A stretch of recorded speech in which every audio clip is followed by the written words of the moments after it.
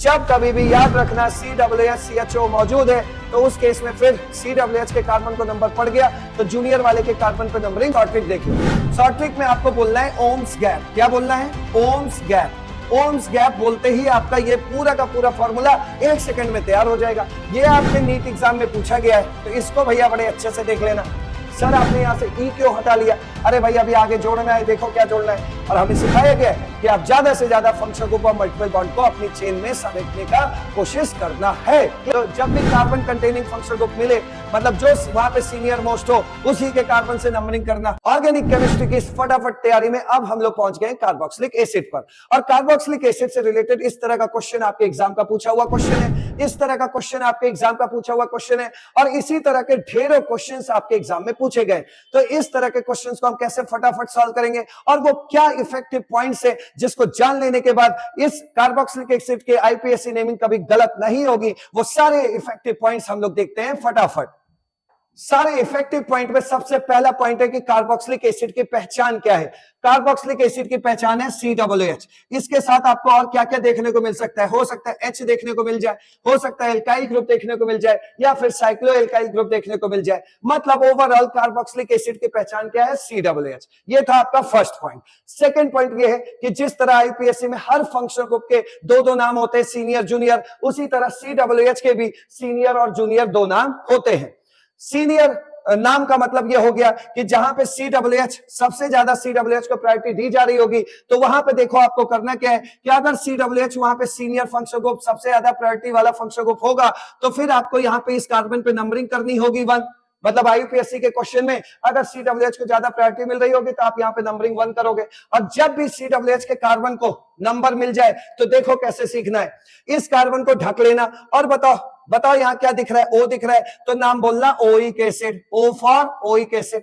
और अगर कहीं पर COOH आपका सीनियर नहीं है तो वहां पे भैया कार्बन के इस कार्बन को नंबरिंग मिलेगी नहीं, तो इसको ढकने की कोई जरूरत नहीं है। फिर क्या बोलोगे? C for carboxy. हो गया तैयार।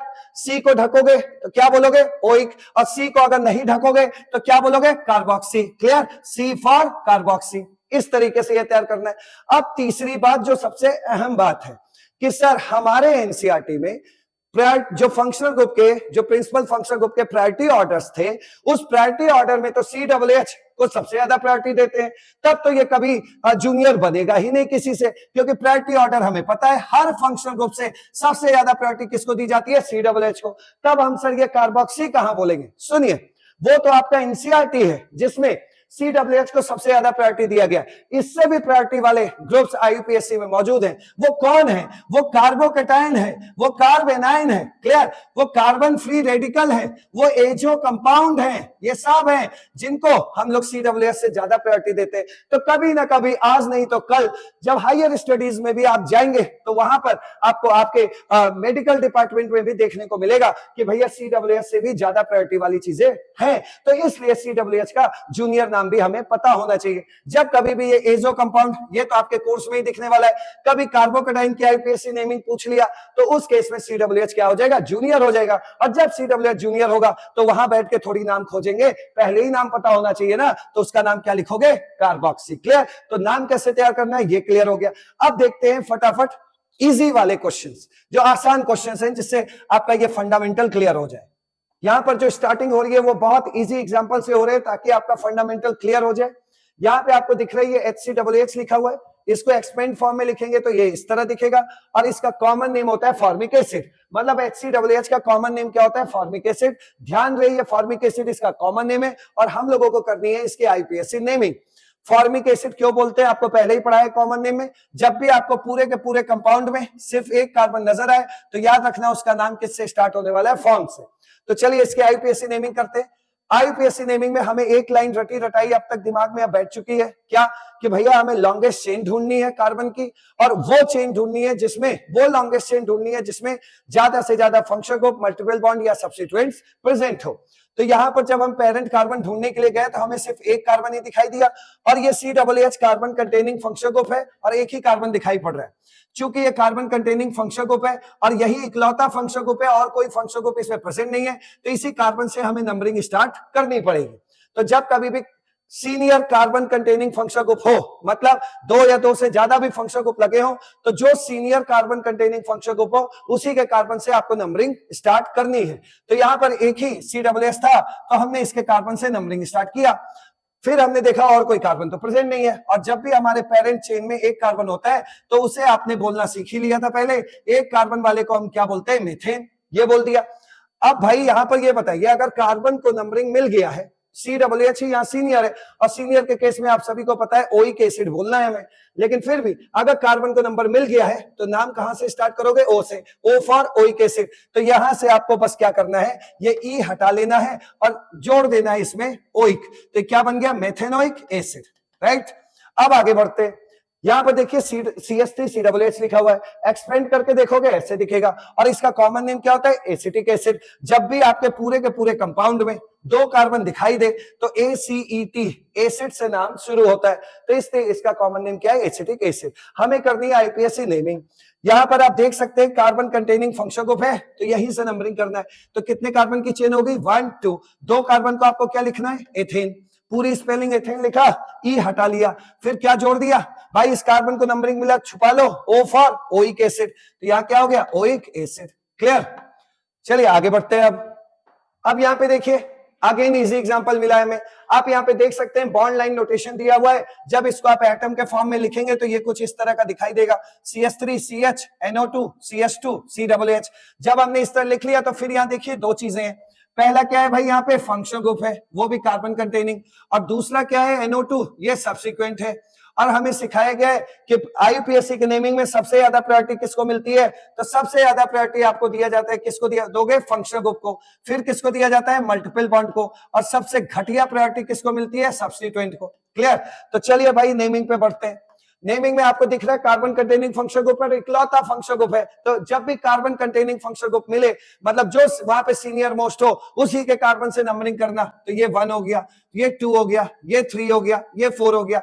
जब हमने पेरेंट चेन चुन लिया तो हमें यहां दिख ही रहा है कि एक सब्स्टिट्यूएंट भी लगा हुआ है, NO2, तो सबसे पहले IPSC में सब्स्टिट्यूएंट का नाम लिखा जाता है, तो 3 नंबर पे क्या लगा हुआ है, नाइट्रो, वो लिख लिया। ठीक, अब आपको क्या करना है, पेरेंट कार्बन का काउंटिंग करो, कितने कार्बन है, 4 हैं, तो आपने लिखा ब्यूटेन, ब्यूटेन से क्या करना है, ई हटा लेना, और क्या ऐड कर देना, ओइक एसिड। ओइक एसिड से तो वाकिफ हो ही गए होंगे, सी को नंबर मिला, सी छुपा लेना, ओ फॉर ओइक, ऐसे आपका तैयार हो जाएगा नाम। नेक्स्ट देखिए इस क्वेश्चन में, यहां कहां है फंक्शनल ग्रुप, ये है, क्या कार्बन कंटेनिंग फंक्शनल ग्रुप है, हाँ, तो यहीं से नंबरिंग शुरू करना, 1 2। अब 2 के बाद आपके पास इधर भी रास्ता है, इधर भी रास्ता है, आपका जहां मन करे आप उधर जाइए, लेकिन चलो इधर एक काम करते हैं, एक कार्बन और बढ़ा देते हैं, तो फिर अच्छा बढ़िया क्वेश्चन बन जाएगा भाई। ठीक है, यहाँ पे क्या करते हैं हम लोग, एक कार्बन और बढ़ाते हैं, तो ये CH2 CH2 CH3 ऐसे कर लेते हैं। ठीक, इस तरह हो गया। अब बताओ अब क्या करोगे, यहां पर देखो एक कार्बन के बाद 2 पे पहुंचे, अब आपके पास 2 रास्ते हैं, इधर आपको 4 कार्बन मिल रहा है, इधर 2 कार्बन ही मिल रहा है। हमें IPSC ने सिखाया है लॉन्गेस्ट चेन ढूंढो, तो लॉन्गेस्ट चेन ढूंढा तो 1 2 3 4 5 6, डेफिनेटली हमें इधर ही जाना पड़ेगा। जब हम ऐसे जाएंगे तो ये मेरी पेरेंट चेन बन गई। अब उसके बाद जिन कार्बन को नंबर नहीं मिला वो मेरे लिए क्या बन गया, सब्स्टिट्यूएंट, और हमें पता है सबसे पहले सब्स्टिट्यूएंट का नाम लिखा जाता है। ये कौन है सब्स्टिट्यूएंट, एक कार्बन 2 कार्बन एथ, और ये सब्स्टिट्यूएंट क्या है, आइल, तो क्या बन गया ये इथाइल। इथाइल कितने नंबर पे लगा है, 2 पे, तो क्या बोलोगे, 2 इथाइल, ये हो गया 2 इथाइल। और फिर कार्बन काउंट करिए, पेरेंट कार्बन चेन में 6 लिखा हुआ है, तो 6 को क्या बोलोगे, हेक्सेन, यहां तक बढ़ा, और लास्ट में देखो कार्बन को नंबरिंग मिला, कार्बन छुपा लो, O फॉर ओइक एसिड, तो हेक्सेनोइक एसिड, है ना, बहुत इजी एग्जांपल। आइए नेक्स्ट क्वेश्चन पे चलते हैं। अब इस क्वेश्चन को देखो, इस क्वेश्चन में क्या है कि आपको एक फंक्शन को CWH यहां नजर आ रहा है, और फिर आपको एक मल्टीपल बॉन्ड भी नजर आ रहा है। ठीक है, हमारे IPSC ने यह सिखाया है कि ठीक है लॉन्गेस्ट चेन ढूंढो, कोई दिक्कत नहीं है, लेकिन हम लोग उस केस में लॉन्गेस्ट चेन का चक्कर छोड़ देते हैं जब छोटी ही चेन में ज्यादा से ज्यादा फंक्शनल ग्रुप और मल्टीपल बॉन्ड मिलने लगे। हमने सीखा है कि हमें फंक्शनल ग्रुप को ज्यादा प्रायोरिटी देना है, उसके बाद मल्टीपल बॉन्ड को प्रायोरिटी देना है। क्लियर, तो इसलिए जब यहां पे आपको जब ये दिखा कि फंक्शनल ग्रुप कार्बन कंटेनिंग और इकलौता फंक्शनल ग्रुप है, तो आपने ठीक है यहां नंबरिंग 1 किया, कोई दिक्कत नहीं है। 2 यहां पे गए, कोई दिक्कत नहीं है। अब आपके सामने 2 रास्ते दिख रहे हैं और दोनों रास्तों पे देखिए मल्टीपल बॉन्ड किधर मिल रहा है, तो मल्टीपल बॉन्ड इधर मिल रहा है, तो आपको इधर आना पड़ेगा। भले ही चेन छोटी हो जाए, उससे हमें कोई मतलब गुरेज नहीं है, कोई प्रॉब्लम नहीं है। तो यहां पर देखिए, अगर आप 1 2 3 4 5 6 कर देते तो भले ही आपको 6 कार्बन की लॉन्गेस्ट चेन मिलती, लेकिन मल्टीपल बॉन्ड छूट जाता। और हमें सिखाया गया है कि आप ज्यादा से ज्यादा फंक्शन ग्रुप और मल्टीपल बॉन्ड को अपनी चेन में समेटने का कोशिश करना है। क्लियर? तो यहां पे हमने इसलिए ऐसे नंबरिंग किया, और जैसे ही ऐसे नंबरिंग किया तो भाई साहब ये बन गए सब्सीक्वेंट, और सब्सीक्वेंट बन गए तो इनको जैसे ही आपने उखाड़ के बाहर रखा तो आप खुद देख सकते हैं ये कौन है भाई। एल्काइल सब्स्टिट्यूएंट है तो 4 कार्बन की चेन गिनो, तो ये क्या हुआ? ब्यूट। और भाई सब्स्टिट्यूएंट एल्काइल है तो ये आइल, आइल भी तो लिखोगे, तो ये हो गया ब्यूटाइल। ये ब्यूटाइल किस नंबर पे लगा है? 2 नंबर पे। सबसे पहले हम सब्सिक्वेंट का नाम लिखा करते हैं, तो क्या हो गया? 2 ब्यूटाइल। बहुत इजी, 2 ब्यूटाइल। अब आपको इसमें आना है पेरेंट चेन में, 1 2 3 4। आपको क्या लिखना है? ब्यूट, फिर अगेन ब्यूट। ब्यूट के बाद 3 और 4 पे डबल बॉन्ड लगा हुआ है, तो ये डबल बॉन्ड का नंबर क्या हो गया? 3। तो ब्यूट 3 इन 1 ओइक एसिड हो गया ना 1 ओइक एसिड, क्योंकि एक नंबर पे क्या लगा हुआ है? COOH, और C को नंबर मिला है, C को छुपा लो, O फॉर ओइक, इसीलिए क्या बोलेंगे? Oic acid. अब हम लोग देख लेते हैं जिसमें 2 या 2 से ज्यादा COOH लगे होते हैं, उसका केस देखते हैं। अब इस क्वेश्चन को देखिए, जब आपके 2 फंक्शन ग्रुप नजर आ रहे हैं, दोनों के दोनों COOH है, मतलब इक्वल सीनियर है, ठीक है भाई, और दोनों क्या है? कार्बन कंटेनिंग है, ठीक है, और दोनों बराबर के औकात वाले लोग हैं, तो भाई दोनों के कार्बन पे नंबरिंग पड़ेगी 1 2। ये इस तरीके से हो गया। अब 1 2 हो गया, ठीक है, आपके पेरेंट कार्बन चेन में 2 कार्बन आ गए, तो आपको सबसे पहले लिख लेना है एथेन। क्लियर? उससे ई हटा लेना है, और 1 और 2 पर क्या लगा हुआ है? इस सी को छुपा के देखो, O फॉर ओइक एसिड। कितनी बार लगा है? 2 बार लगा हुआ है, तो क्या बोलोगे? एथेन 1 2 डाई, 2 बार लगा है ना, तो डाई ओइक एसिड। अब ये ओइक एसिड जो 2 बार लगा है वो कहां का लगा है? 1 और 2 पे, तो इसलिए हमने ये नंबर दे दिया, तो इथेन 1 2 डाइओइक एसिड। आगे बढ़ते हैं। अब देखिए, अगर आपसे कोई कहता है कि ऑक्जेलिक एसिड का आईपीएसी नाम क्या होगा, मेलोनिक एसिड का क्या होगा, सक्सिनिक एसिड का क्या होगा, ग्लूटारिक एसिड का क्या होगा, एटीपिक एसिड का क्या होगा, पिमेलिक एसिड का क्या होगा, तो भैया इसके तो आप फॉर्मूला याद करने से रहे, ये तो कभी ना कभी भूल जाओगे। तो सबसे पहले इसके लिए शॉर्ट ट्रिक देख लो। शॉर्ट ट्रिक में आपको बोलना है ओम्स गैप। क्या बोलना है? Ohms gap. ओम्स गैप बोलते ही आपका ये पूरा का पूरा फॉर्मूला 1 सेकंड में तैयार हो जाएगा। अब आपने ओम्स गैप बोल लिया। O for oxalic acid. Oxalic acid का आईपीएसी नाम आपने अभी अभी लिखा है, this is what? This is oxalic acid. और ऑक्जेलिक एसिड का नाम कैसे लिखा था वो आपने समझ लिया था, इथेन 1 2 डाइओइक एसिड। तो ऑक्जेलिक एसिड का नाम तो आप जानते हैं, इथेन 1 2 डाइओइक एसिड। अब आपको क्या करना है? एक एक लाइन, मतलब एक एक वर्ड यहां पे बोलना है, ओम्स गैप, और ऑक्जेलिक एसिड के फॉर्मूले में एक एक CH2 बढ़ाते चले जाना है। जैसे O for oxalic acid, M for malonic acid, ओम, M आया तो इसका मतलब आपको ऑक्जेलिक एसिड में बस एक CH2 बढ़ा लेना है। फिर आगे बढ़ो, सक्सिनिक एसिड 2 CH2 बढ़ा लेना, 2 COOH के बीच में। ग्लूटेरिक एसिड 2 COOH के बगल में 3 CH2 बढ़ा लेना। एडीपिक एसिड का फॉर्मूला देखो तैयार हो गया, 2 COOH के बगल में 4 CH2 बढ़ा लेना। और देखो पिमेलिक एसिड का भी फॉर्मूला तैयार हो गया, 2 COOH के बगल में 5 CH2 बढ़ा देना। कोई CH2 नहीं, 1 CH2, 2 CH2, 3 CH2, 4 CH2, 5 CH2 हो गया तैयार। अब नाम देखिए, यहां पर वैसे ही जैसे यहां 1 2 किया था तो इथेन 1 2 डाइओइक एसिड, यहां पर भी 1 2 3, 3 कार्बन की चेन को क्या बोलोगे? प्रोपेन। 1 3, 1 और 3 पर डाइओइक एसिड। हुआ कि नहीं हुआ भाई? बोलो। ये हो गया। आगे देखिए, 1 और यहां 2 CH2 है तो 2 कार्बन खुलेगा, CH2 तो 2 3 और ये 4, 4 कार्बन को क्या बोलना? ब्यूटेन। और उसके बाद क्या बोलना है? 1 4 डाइओइक एसिड। यहां पर देखो 1, 3 कार्बन बीच में, 2 3 4 यहीं पे नंबर चढ़ जाएगा, 5 पे COOH आएगा। 5 कार्बन को क्या बोलना है? पेंटेन। और फिर क्या बोलोगे? 1 5 डाइओइक एसिड।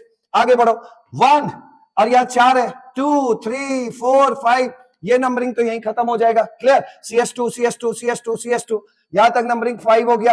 और ये इसको क्या बोलोगे? 6। 6 कार्बन की चेन क्या बोलते हैं? हेक्सेन। और 1 और 6 पे क्या लगा है? Dioic acid. हो रहा है भैया एकदम आराम से। यहां देखो पिमेलिक एसिड है 1, ठीक है, और यहाँ 5 कार्बन है, CH2 तो यहाँ पे क्या क्या हुआ? 2 3 4 5 6, तो यही खर्च हो गए। ये क्या आया? 7 कार्बन की पेरेंट चेन है, हेप्टेन लिखा, और 1 और 7 पे 2 ओइक एसिड है, 1 और 7 पर 2 ओइक एसिड, तो हेप्टेन 1,7 डाई ओइक एसिड। बस क्या बोलना है, ओम्स गैप। 1 सेकंड में 6 के 6 फॉर्मूले आपके तैयार हो गए। अब बढ़िए आगे, नेक्स्ट क्वेश्चन देखिएगा यहां पर। अच्छा, इसमें देखो 3-3 CWS लगे, 3-3 CWS लगा हुआ, एक स्पेसिफिक नाम भी होता है, वो ये क्वेश्चन है। और ये क्वेश्चन आपको दिखाई देगा सम स्पेसिफिक कंपाउंड का जो वीडियो बना हुआ है उसमें दिखाई देगा, जो लास्ट में आपको मिलेगा। तो 3 CWH, ऐसे ये स्पेसिफिक नाम इसलिए बन रहा है क्योंकि हमें तीनों CWH को नंबरिंग नहीं करनी होती है, तीनों CWH को मेन पेरेंट कार्बन चेन से बाहर कर दिया जाता है। क्या कॉन्सेप्ट लग रहा है वो सम स्पेसिफिक वाले वीडियो में देखिएगा यहां पर, लेकिन इसे पढ़ाना जरूरी है, ये आपके नीट एग्जाम में पूछा गया है, तो इसको भैया बड़े अच्छे से देख लेना। यहां पर देखिए भाई, लॉन्गेस्ट चेन ढूंढनी है और ज्यादा से ज्यादा फंक्शन ग्रुप हमारे चेन में आ जाए, तो लॉन्गेस्ट चेन ढूंढने के लिए हम गए 1 2 3 4 5, चाहे हम इधर से इधर जाएं, चाहे हम इधर से इधर चले जाए, 5 ही कार्बन की चेन मिल रही है लॉन्गेस्ट, और मैक्सिमम 2 CWH आप अपने अंदर रख पा रहे हैं। क्लियर?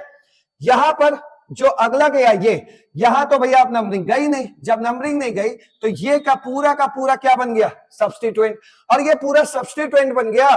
तो इस सब्स्टिट्यूएंट में CWH को हम क्या सीखे बोलना, कार्बोक्सी। यहां पे इस कार्बन को नंबर मिला है तो ये भी कौन है, ओइक एसिड। यहां पे इस कार्बन को नंबर मिला है तो O फॉर ओइक।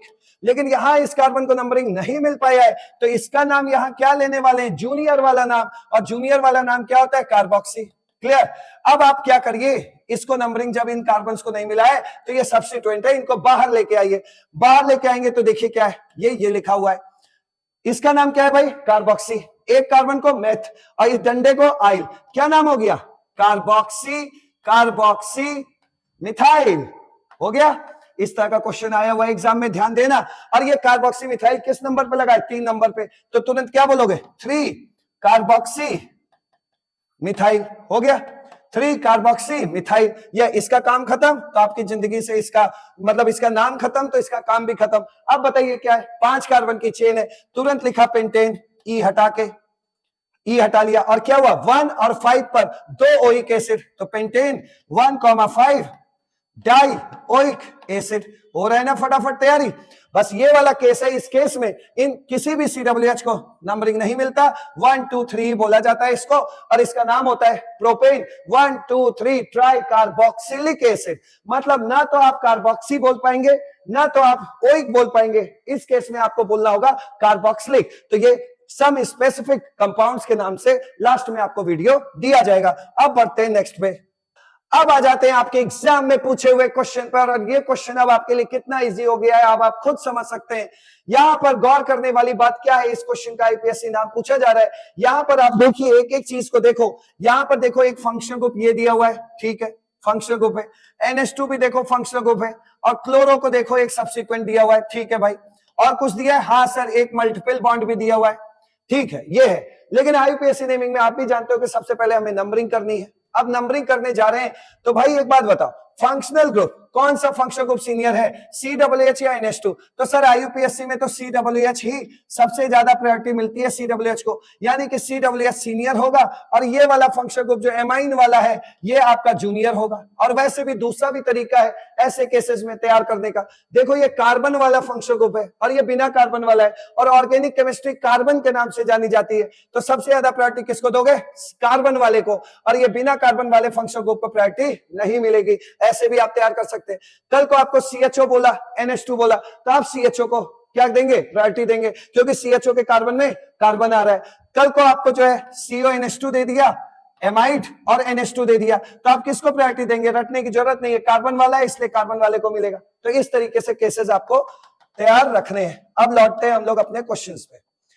देखो भैया क्वेश्चन में, यहां पे क्वेश्चन में क्या सिखा रहा है उसको देखो, ये तो पता लग गया कि हमें कौन किसको प्रायोरिटी देना है। अब इस क्वेश्चन को देखो, ये पता चल गया कि CWH को सबसे ज्यादा प्रायोरिटी मिलने वाली है, ठीक है। तो भैया ये कार्बन कंटेनिंग फंक्शनल ग्रुप है, इसको 1 नंबर दिया, फिर क्या बोला 2 के बाद देखिए एक रास्ता इधर है 3 आने का, लेकिन अगर आप इधर जाएंगे तो आपके चेन भी लंबी मिलेगी और साथ में मल्टीपल बॉन्ड भी आ जाएगा, तो 3 4 और 5। क्लियर? अब इस कार्बन को नंबर नहीं मिला, ये सब्स्टिट्यूएंट बना, ये फंक्शनल ग्रुप है, लेकिन इससे ज्यादा सीनियर फंक्शनल ग्रुप यहां है, तो ये आज फंक्शनल ग्रुप नहीं रहा, ये सब्स्टिट्यूएंट बन गया है। और NH2 के याद रखिएगा 2 नाम होता है, जब NH2 कहीं सीनियर होता है फंक्शनल ग्रुप तो एमाइन होगा, और जब NH2 कहीं हार जाएगा, जैसे आज CWS से प्रायोरिटी में हार गया है, तो फिर इसको अमीनो बोलते हैं। क्या बोलते हैं? अमीनो बोलते हैं। तो एज अ सब्स्टिट्यूएंट इस NH2 फंक्शनल ग्रुप का नाम क्या होता है? अमीनो। तो ये अमीनो भी है, और ये देखो क्लोरो तो भाई जन्मजात सब्स्टिट्यूएंट है, तो ये तीनों लोग सब्स्टिट्यूएंट बन गए। और हमें बोला गया कि आईपीएससी में सबसे पहले सब्स्टिट्यूएंट का नाम लिखा जाता है, तो इस सब्स्टिट्यूएंट का नाम जरा बताना। इस सब्स्टिट्यूएंट का नाम है मिथाइल का M, इसका है अमीनो का A लिख दो A, ठीक है, और ये क्लोरो का है C। तो भैया जब एक से ज्यादा सब्स्टिट्यूएंट आते हैं तो नाम लिखते समय अल्फाबेटिकल ऑर्डर में नाम लिखा जाता है। तो सबसे पहले देखो अल्फाबेटिकली A मिलेगा, A का मतलब अमीनो, अमीनो कहां लटका हुआ है? 3 पर, तो आपने क्या बोला? 3 अमीनो। आगे बढ़ते हैं, उसके बाद क्या क्या बचा? C बचा है, M बचा है, तो C और M में सबसे ज्यादा अल्फाबेटिकली में कौन पहले आएगा? C। तो क्लोरो, क्लोरो कहां लटक रहा है? 4 पे, तो 3 अमीनो 4 क्लोरो हो गया। अब बचा मिथाइल, मिथाइल कहां लटक रहा है भाई? 2 नंबर पे, 2 मिथाइल। इन लोगों का काम खत्म, तो अपनी जिंदगी से अब इनको भूल जाना, भूल जाओ। अब गिनो पेरेंट कार्बन चेन कितने हैं? 5। 5 का मतलब क्या हो गया भाई? 5 का मतलब हो गया पेंट। सर पेंटेन क्यों नहीं लिखा? आप खुद देख रहे हैं कार्बन डबल बॉन्ड कार्बन है, तो इसके अंदर एल्कीन वाला नेचर है, तो पेंटेन नहीं लिख सकते हैं। क्या लिखेंगे? पेंट। और डबल बॉन्ड किस पे लगा है? 2 3 के बीच में, तो डबल बॉन्ड पे किसका हक है? 2 का, तो पेंट छोटे वाले का हक होता है, तो पेंट 2 इन हो गया। सर आपने यहां से ई क्यों हटा लिया? अरे भाई अभी आगे जोड़ना है, देखो क्या जोड़ना है। पेंट 2 इन हो गया, अब सब कुछ खत्म हो गया है। अब बचा ये CWH का सीनियर वाला नाम क्या होता है? Oic acid. वैसे भी कार्बन को नंबरिंग मिला, कार्बन छुपा लीजिए, O फॉर ओइक, तो पेंट 2 इन 1 ओइक एसिड, ये हो गया।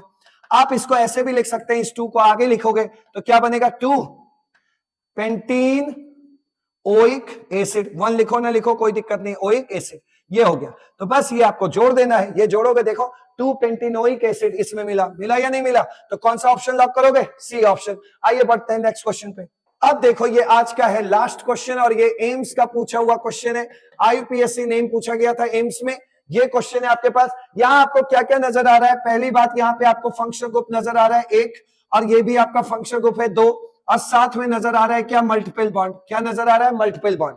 ठीक है भाई, आपसे ये बताइए सबसे पहले, एक फंक्शन ग्रुप ये है, एक फंक्शन ग्रुप ये है, तो IUPAC इसमें सबसे ज्यादा प्रायोरिटी किसको दी जाती है? CWH को। तो CWH को ज्यादा प्रायोरिटी मिलेगी CHO से। क्लियर हो गया? यानी कि CWH यहाँ पे हो गया आपका सीनियर, और ये CHO हो गया आपका जूनियर। क्लियर?